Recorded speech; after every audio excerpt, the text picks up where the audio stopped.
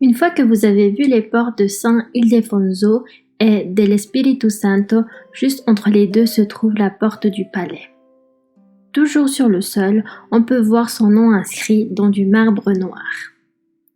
C'est l'une des portes, avec les 3 déjà vues, qui ont été réalisées lors de l'agrandissement d'Al-Hakem II, deuxième calife omeyyade de Cordoue. Cette porte a eu plusieurs noms tout au long de l'histoire.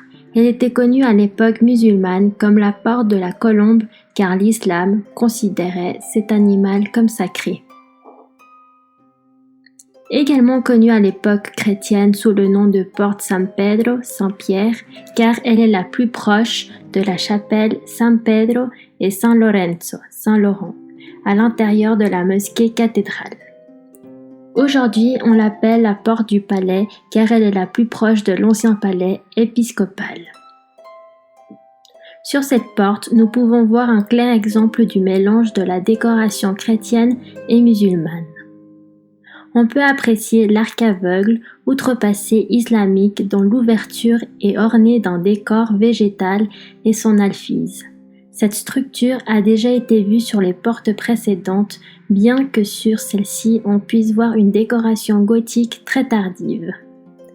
C'est des 2 côtés de la porte, il y a 2 ouvertures. Celle de gauche, quand nous nous tenons devant la porte, est couverte par des grilles, tandis que celle de droite est toute couverte par un treillis de forme géométrique.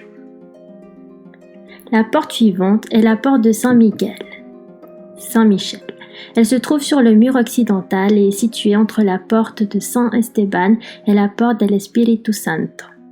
Elle doit son nom à la première chapelle située derrière elle et elle est également connue sous le nom de chapelle des évêques. Elle est située dans l'agrandissement de la mosquée réalisé par Abd al-Rahman II au IXe siècle, contrairement à celle que nous avons vue jusqu'à présent qui date du Xe siècle.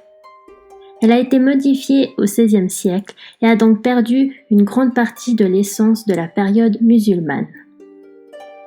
La porte de Saint-Miguel est d'une taille légèrement plus petite, ce que nous pouvons apprécier plus clairement si nous observons bien l'arc. L'ornementation de l'atorique, cette décoration faite de pierres calcaires taillées, n'a pas été conservée. Les ornements de l'arc ont été ajoutés au Xe siècle. Au centre de ce même arc, nous voyons le blason de l'évêque Don Juan Daza qui a été ajouté au XVIe siècle lorsque l'alphise du style gothique a également été ajouté à la structure de la porte.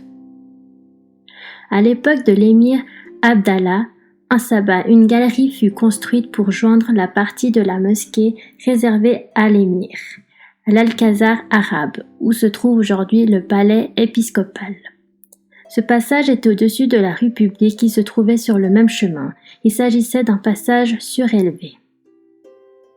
Il ne faut pas confondre avec celui qui a été construit plus tard sous le mandat d'Al-Hakem II. Cette galerie ne continuait pas l'intérieur de la salle de prière, elle était simplement faite pour faciliter l'accès de l'émir et qui n'interrompt pas la prière des fidèles. Cette porte de Saint-Miguel est la seule qui est fermée par un portail.